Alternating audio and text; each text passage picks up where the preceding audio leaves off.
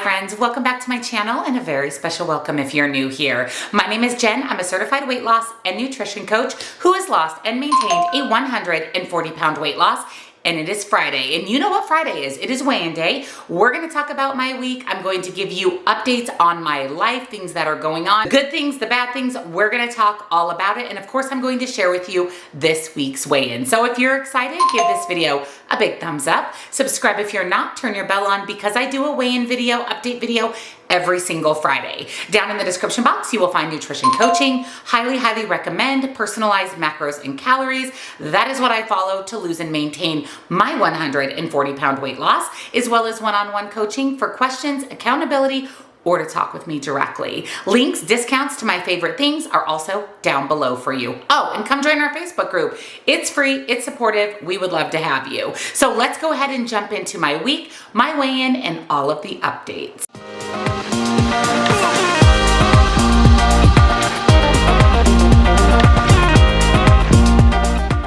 So the first thing I want to talk about is my Hume scale. I've been getting a lot of questions from you guys on the Hume scale. A lot of you have reached out and said that you've purchased the Body Pod and you absolutely love it. This is the scale that I weigh in every single day. This is the scale that I track my weight and my body measurements with every single week. What's great about the Hume scale is it's actually a body pod. So it's going to give you body composition details, things like lean muscle, fat, water. It's going to give you all of the data about your body outside of simply just your weight. And this is really important because the scale measures mass and the scale doesn't know what the mass is made up of. But the Hume Body Pod is going to give you what that mass is made up of. So if you see your weight go up unexpectedly, the Hume scale will help you understand why. Such great information, your body mass index, your body weight, your body fat percentage, and your muscle. Incredible features. It's going to give you your metabolic age, your body fat percentage, your body water percentage, body weight,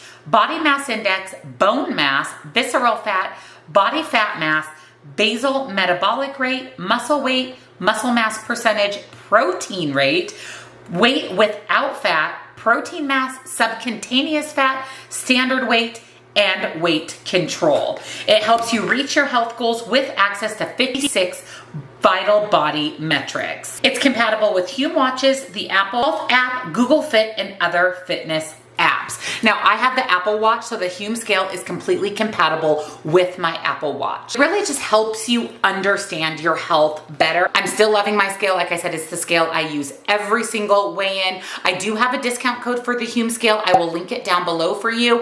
If you have the scale, which I know a lot of you do, let us know down below what is your favorite thing about the Hume scale. For me, I like seeing my body composition, my body measurements, similar to having a DEXA scan, but I get to do it at home in a much more affordable way. So let me know down below your favorite things about the Hume scale. Before I talk about this week's weigh-in, I wanted to give you guys some updates. First, let's talk about non-scale victories or NSVs because you know this is one of my favorite pieces of my weight loss journey. I always say that I don't care what the scale says. All of the NSVs, the non-scale victories, the things I'm seeing change in my body and my fitness and my lifestyle matter so much more to me than the number on the scale. And this last weekend was a really huge NSV for me. If you follow me, you know that I've been using the C2 5K app, which is essentially the Couch to 5K app. I've been doing that now for a couple of months.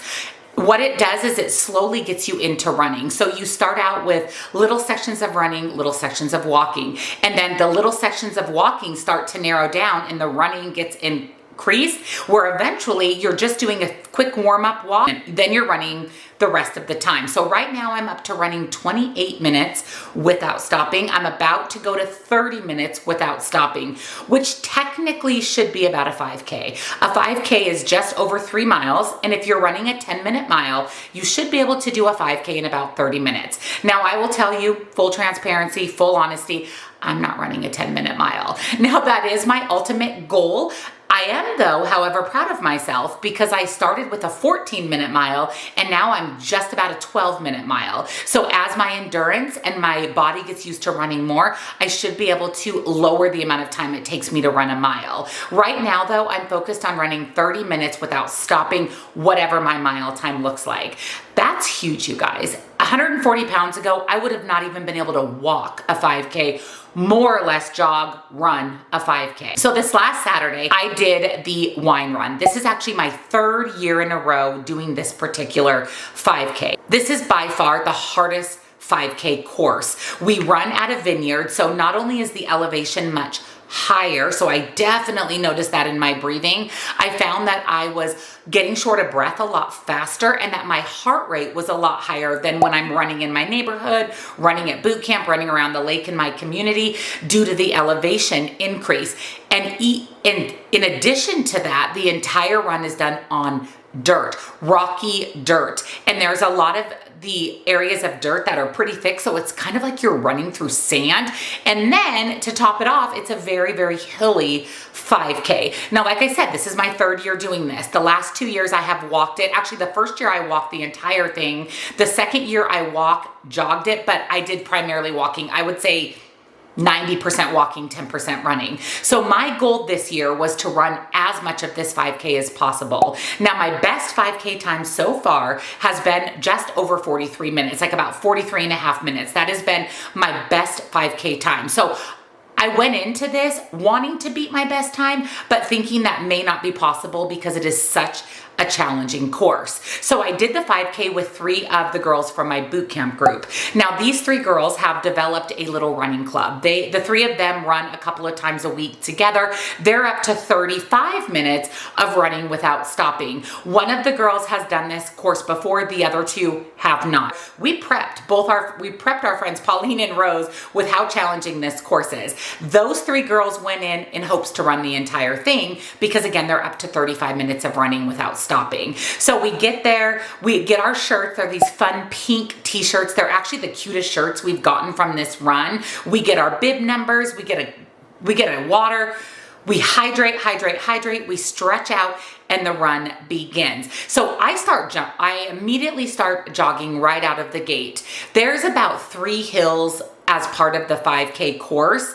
The final hill is pretty straight up, pretty long, and you actually do that route twice. So you do the same route 2 times to get in the 3.1 miles. So you're basically going up 6 hills. So I start out jogging and I make it to the first hill and I decide I'm going to walk up the hills. I'm going to jog to the hills, walk up the hills, and I'm going to walk at a brisk pace. Like I said, I immediately noticed my breathing was very, very different than here due to the elevation, shortness of breath. I glanced at my watch at one point and my heart rate was 167.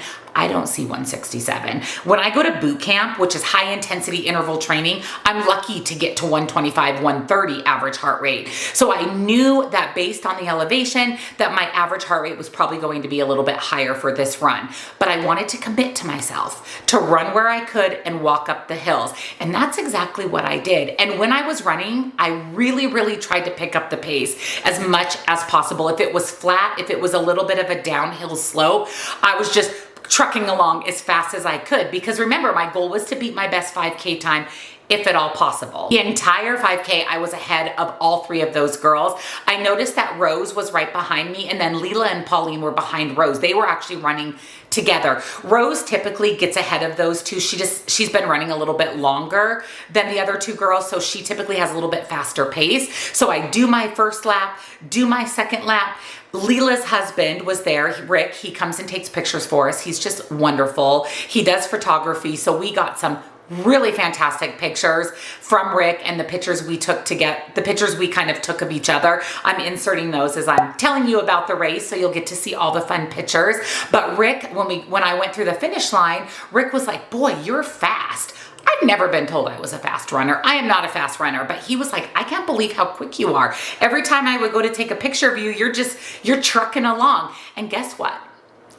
So the big NSV was I finished that 5K, the hardest course with the most hills on dirt, in just over 40 seconds. Well, just under 41 minutes. So I beat my best time by almost 4 minutes. That is almost 3 minutes. That is insane. I never thought that I would be able to beat my best time in one single race by almost 3 minutes. and of course, and on the hardest 5K course that we do. I mean, what's gonna happen when it's an easier course? I'm really honestly going to try to get under 40 minutes at the next 5K. And I have a 5K in March called the Desert Leprechaun Run. I did this run last year with my friend Mel, and I'm really gonna try to get under 40 minutes. And with the extra running that I'm getting in between, that's gonna be my goal. I'm going to try to beat my best time. And I promised myself that my goal would always be to compete with me. I'm not in competition with Leela, Pauline, or Rose. I'm in competition with me. And my goal is to continue to beat my best time and improve my mile time. But I am so proud of myself. Rose came in second at a little over 43 minutes. She kind of ran at my normal run pace, about 43 minutes. And then Pauline and Leela were about a minute behind Rose. So I was the first one back out of our entire group by just over 2 minutes, which is still insanely crazy to me. I'm just so proud of myself. Scale who? Scale who? I don't care what it says, because that is one of the biggest accomplishments so far on my weight loss and health journey. And I couldn't be prouder. And the run was so much fun, and it just makes me excited for the next one. I'm seriously so excited for the next one. Speaking of next one, speaking of runs, I want to update you on the hot chocolate run in San Diego. So that run is the first weekend in March. It's actually on Sunday, March 9th. I have went ahead and purchased my packet for the 10K. Rachel and I did the 10K last year. We're gonna shoot for the 10K again this year. And I also purchased my flight to go down to San Diego. Now, this is all hinging on so many factors. Number one, what's going on with Lola? How is she doing? Am I comfortable leaving her? I did book a flight where I would be away for 2 nights. So I have to make sure that I'm comfortable leaving Lola. And secondly, what's going on with the house? Am I needed here to get things in line for the house, or am I in a position to go away for a couple of days? So I bought my run, I bought my flight, and I let Rachel know that right now I'm planning on coming. If that changes, obviously I could cancel my flight. I booked it through Southwest with my miles, so they'll just credit me back my miles.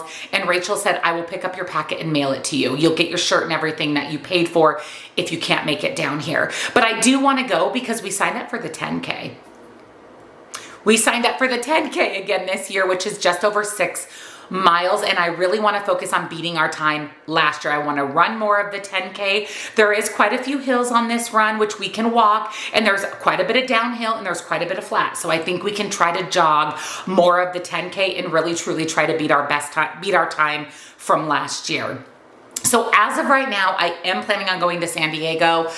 Lola sees the oncologist here at the end of February, the last Tuesday of the month, so I'll have more information then. But as of right now, my flight is booked, my 10K packet is purchased, and I'm planning on doing my first 10K this year in San Diego. Now, speaking of Lola, let me give you just a quick update on Lola. She's doing really well. I am really grateful I made the decision that I made to not biopsy that mass on her heart. She's doing really well, and she's just living her best life. And that's really all I could ask for. She does, again, see her oncologist at the end of this month. So I want to see what that looks like. I want to have a conversation with her doctor one-on-one about the biopsy, about where we are with Lola. I want to see if she's still in remission, which I'm assuming she is. At least her lymph nodes, to my touch, not being a veterinarian, feel fine. She's doing well. She's eating, she's drinking, she's playing. So I'm gonna take her at the end of the month and then make the decision there on what we want to do with Lola moving forward. And that, of course, will play a part into my decision on whether or not I go to San Diego. I have so many house updates for you guys.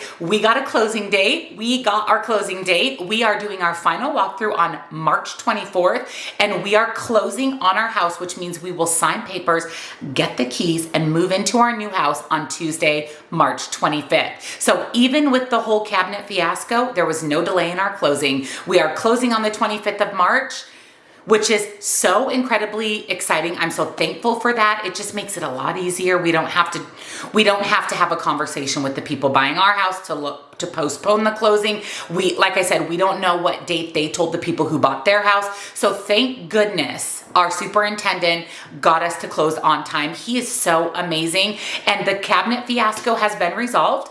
All of our cabinet bases are here and they are installed and they look so good. Even without doors, I already know that I'm already grateful that we did not take the blue cabinets and that we went with the gray, because it looks so incredibly good, especially in our master bath next to our master shower.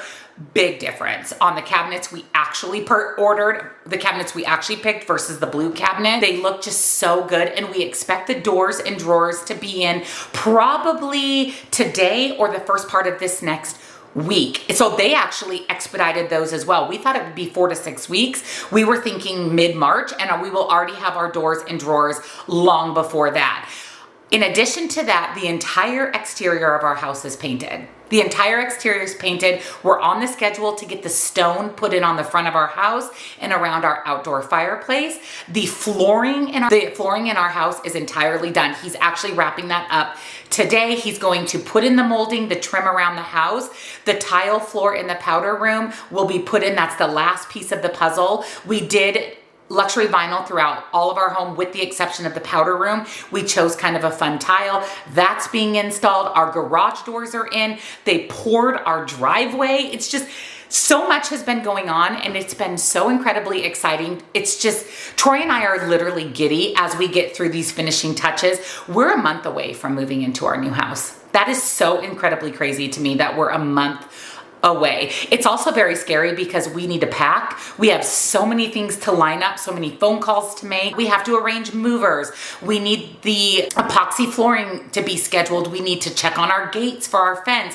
We met with the landscaper, and he's going to be able to start landscaping our yard March 26th, which is great because we need a fence immediately so Lola and Palmer can go outside without being on a leash. And the landscaping is going to take a couple of weeks. So if he can get started on the fence right away, if we can at least get the fence in, get our gates that we've already purchased installed, he can take his time on the rest of the landscaping. But we finalized that. We signed off on the bid. We also have a handyman coming out to install some fans as well as some racks in our garage. There's just a lot of pieces to line up. We have to pack. We did this last week, go to Home Depot and purchase our refrigerator, which I'm so excited about. We ended up going with the Samsung Bespoke collection, which is the colored refrigerators. We chose the white, which is going to be so beautiful in our house with our deep dark gray cabinets, our little bit darker floor, and our white countertops.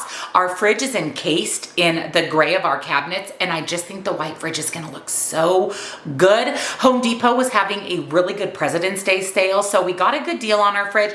It was expensive. It was about $500 more than a standard stainless steel fridge, but we really like it, and we think that aesthetic is going to be beautiful in our new home. We also purchased all 5 of the ceiling fans as well as the shower head for our master shower. We did get a shower head included with our build, but we didn't like it. It was small, it was chrome. We didn't want that, so we bought a shower head with a pull down sprayer. I really want a sprayer. I spray off the walls, I spray off myself. So we went ahead and purchased a new one of those.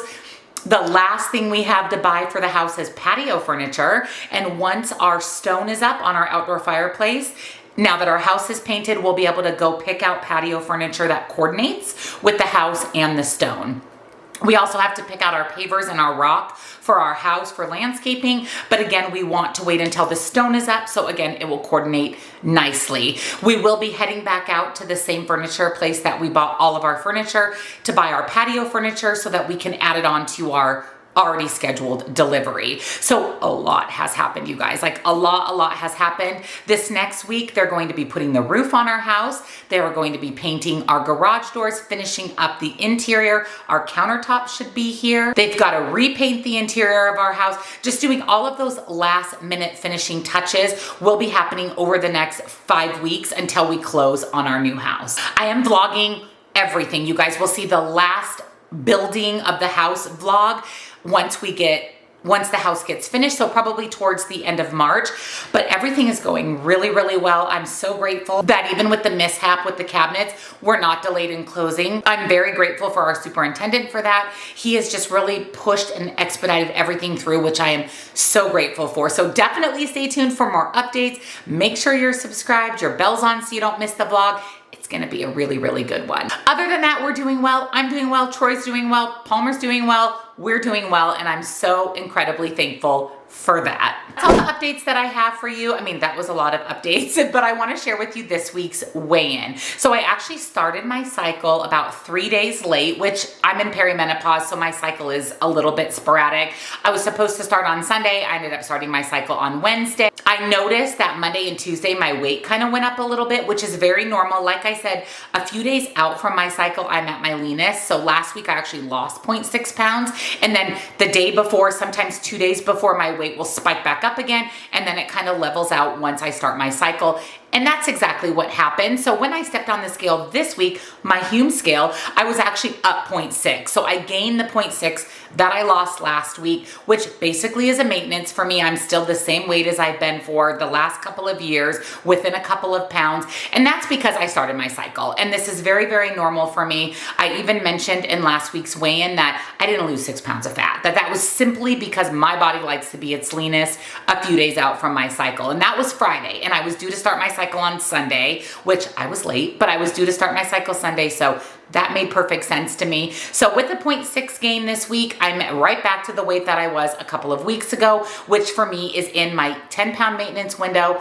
And I'm happy for that. I mean, mid-cycle to not gain more than 0.6, we're gonna take it. I've also been pretty sore from all of my exercise, so of course that's gonna play a part. I've upped my weights in the gym, so my muscles are breaking down a little bit more, retaining a little bit more water. So 0.6 up, I consider that a maintenance, and I'm not mad about it. So let me know down below, how was your week? Did you gain? Did you lose? Let me know what you did for Valentine's Day. Let me share any tips and tricks you have for us.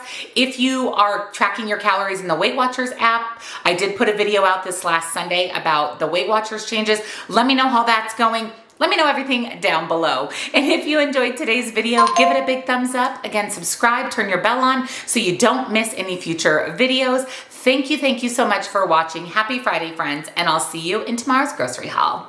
Bye.